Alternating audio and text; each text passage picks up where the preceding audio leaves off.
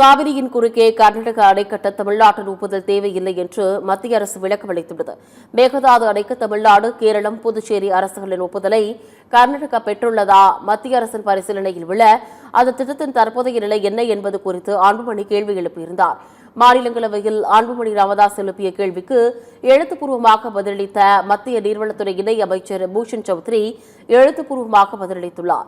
அதில் காவிரியின் குறுக்கே எந்தவொரு கட்டுமான பணியையும் மேற்கொள்ள தமிழ்நாடு, கேரளம், புதுச்சேரி போன்ற எந்த மாநில அரசின் ஒப்புதலையும் கர்நாடகா பெற வேண்டும் என்ற அவசியமில்லை என்றும் 2018ஆம் ஆண்டு உச்சநீதிமன்ற உத்தரவை சுட்டிக்காட்டியுள்ளார்.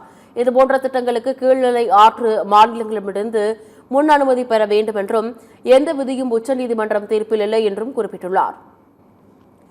மேலும் கர்நாடக அரசு சார்பில் 2019ஆம் ஆண்டு சமர்ப்பிக்கப்பட்ட மேகதாது திட்ட அறிக்கையை திருத்தம் செய்து மீண்டும் சமர்ப்பிக்க கர்நாடக அரசுக்கு உத்தரவிட்டுள்ளதாக தெரிவிக்கப்பட்டுள்ளது.